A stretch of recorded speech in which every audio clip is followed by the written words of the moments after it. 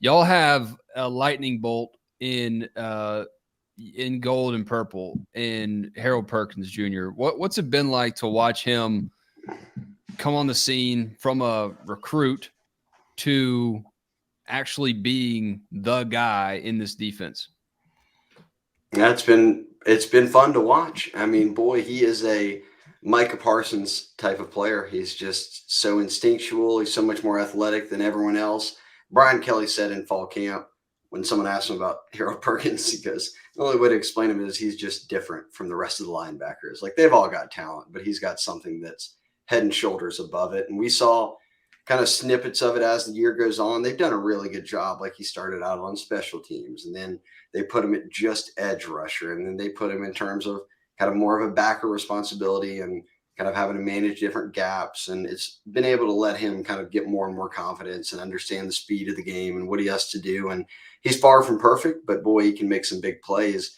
There have been A&M. I mean, A&M took him out of the game. I mean, they essentially made sure they had someone on him at all times, a couple of hands, and they ran to the boundaries. So it'll be interesting to see. Arkansas did not take him out of the game. Made a Arkansas mistake. invited him into the game. Well, after the game, Brian Kelly said, and it's amazing because he had the flu. And I said, well, now so does all of Arkansas's offense, evidently. Yeah. After hanging out with him all game. Yeah, no doubt. I spoke with David Pollock earlier this week, and he is impressed with Perkins, to say the least. You're going to watch 40. Harold Perkins Jr. This dude is an absolute freak show. The next, whatever you want to call it. If you want to watch a guy and go, that's the next superstar on defense in college football, Harold Perkins Jr. is that. Like, he rushes the passer. He spies quarterbacks. Like, he's all over the field. He can fly. Ooh, fly. I didn't know what was about to come out of DP's mouth there for a minute. He's the kind of guy that says, like, flip it instead of the actual F word, so I wasn't too worried about it. But, yeah it is interesting, a tale of two games there, seeing how A&M was able to just run and take him out of the game. A little bit of inexperience maybe showing itself where he took himself out of some plays. I wonder how quickly a young guy like that can put that one behind him, see what A&M did, and see if Georgia tries to do it again, if he's able to kind of react in the game and identify, okay, maybe I don't need to pursue this heavy because Georgia's trying to fool me. Yeah, no, I think the worry there becomes he's trying to go out and make plays after he got silenced a week ago. So they'll have to reel him in as best he can. But yeah, that I said it from the start when he started making these plays. It's since we're in the recruiting industry to a degree, that's what a 5-star looks like. If you're going to be putting 5 stars on a kid, that's him. What would you say is the reason that LSU is right here? Like, what's the strength? What's the area that Georgia probably has to worry about? I just think that they execute well to a large degree. They don't turn the ball over a ton, which they did at A&M. And they fight, which sounds just weird to say, but like SEC, when you're in a lot of close games, like we saw with A&M, A&M's been in a lot of close games this year. They just didn't know how to win. LSU's got it ingrained in them that when they get into those late games, they don't look phased. And they 2-point conversion Bama and OT for a win. They've gotten road wins against Florida and, Auburn, who wasn't that great this year, but it was a tough battle. Ole Miss was undefeated until they played LSU. They just get into some games. And that Arkansas game was a grind. The Arkansas game was a grind for sure. They've gotten behind in a lot of games. I'm talking 14-0, 17-0, 20-0. Right, yeah. And come back and won. So I think they just have this sort of – I'll say this. They operated for a long time of we're better than people think, so we'll just keep fighting. They don't expect us to win this game anyways. After they beat Bama, it suddenly became, whoa, you're SEC West champion. Now Arkansas's hunting you. A&M wants to spoil your season. So I don't know if they handled that whole element well. They were better in the underdog role, but they'll be back in that one this weekend, no doubt. Yeah, I was going to say, so how do you get that underdog mentality back? Because we talked to a couple of the Georgia players, and they were asked about it on the teleconference, both on the teleconference and in person. How have they embraced being the target on their back? If you're LSU, how do you get that underdog mentality, that spoiler mentality back to put the target on Georgia? I think Brian Kelly will be good at that. I look at his past 5 years dating back to Notre Dame.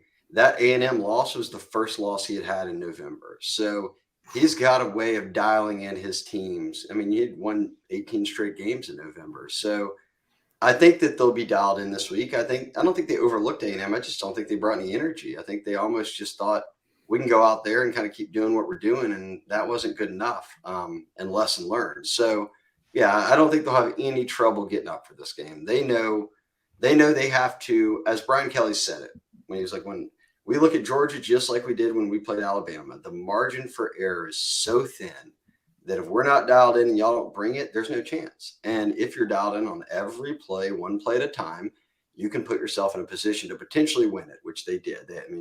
On the last play of the game in overtime. So I think they'll be dialed in.